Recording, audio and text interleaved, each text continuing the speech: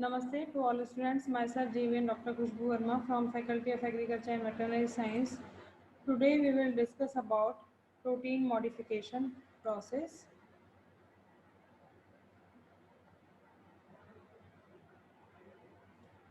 And protein modification process is basically post-translation modifications means after completing of preparation of proteins, there are some required modifications which should be done after the translation process. Translation process means protein synthesis process.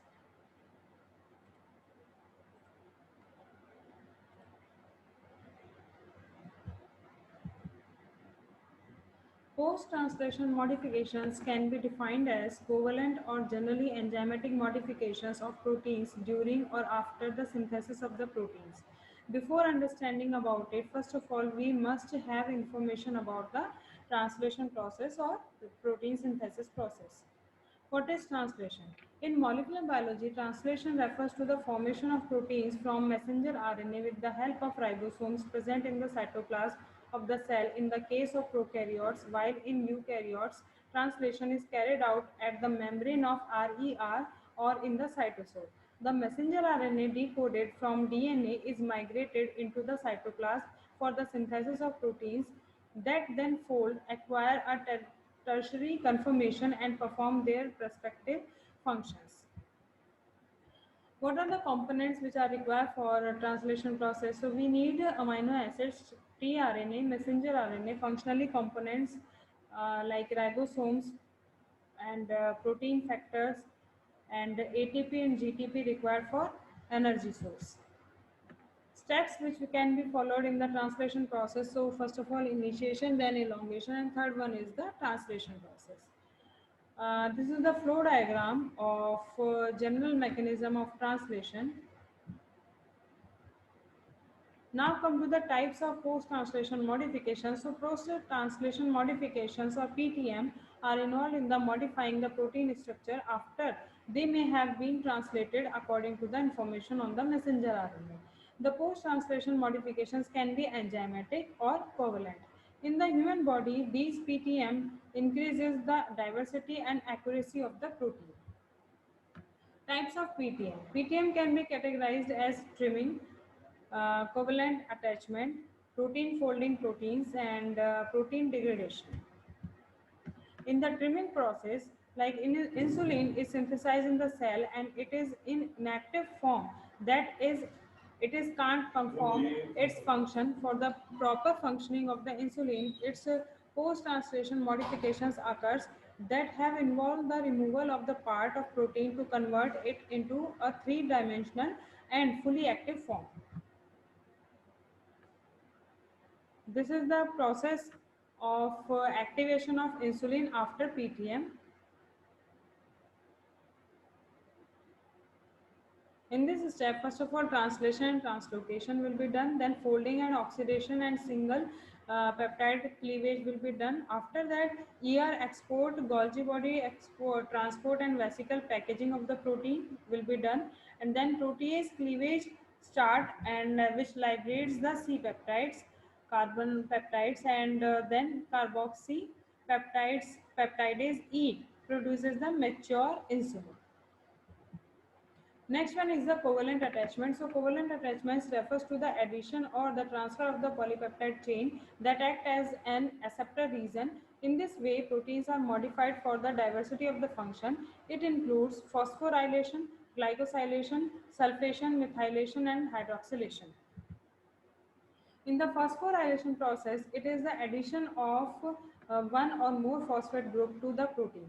Post-translation phosphorylation is one of the most common protein modification that occur in animal cells.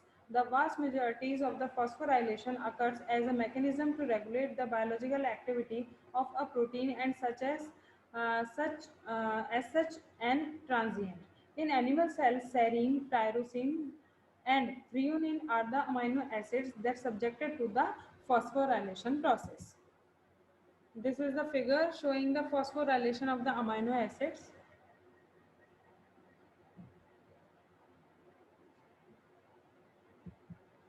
Next one is the glycosylation. Glycosylation is the addition of carbohydrate molecules to the polypeptide chain and modifying it into glycoproteins.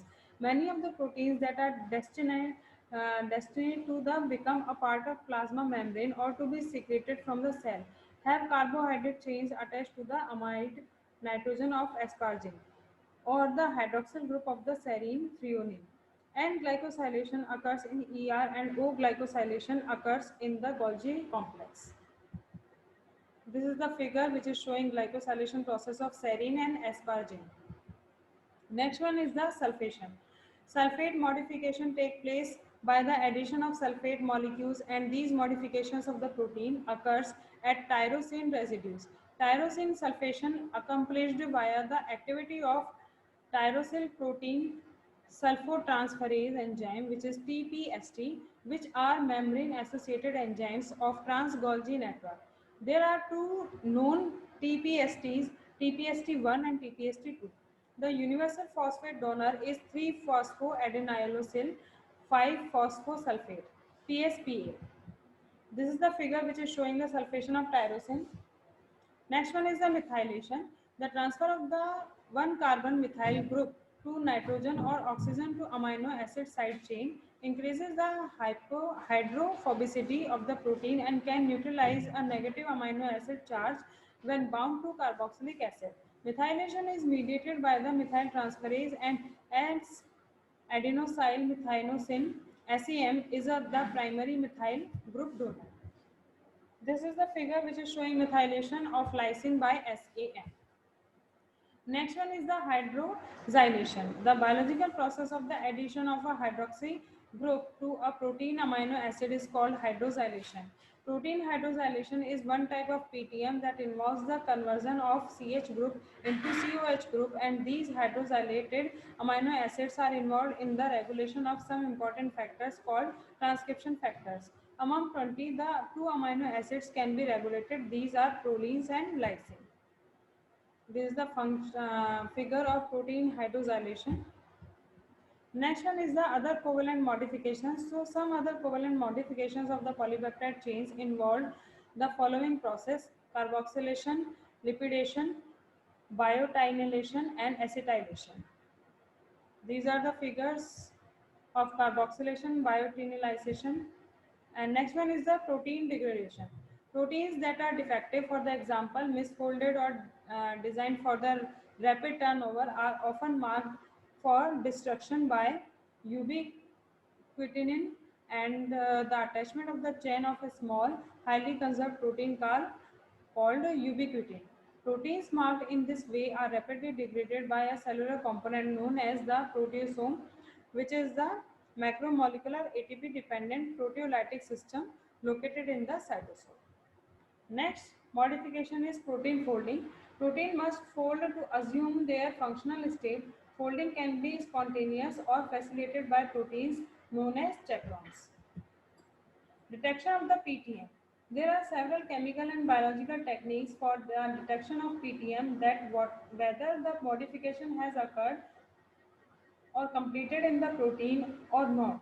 These methods are very helpful and advanced nowadays for in vitro use too. The methods are mass spectrometry, fluorescent staining of two-dimensional gels, immune system activation, and by affinity binding DNA.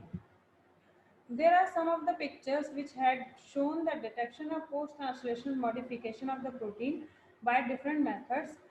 This figure is showing detection of PTM by 2D page imaging. Here you can see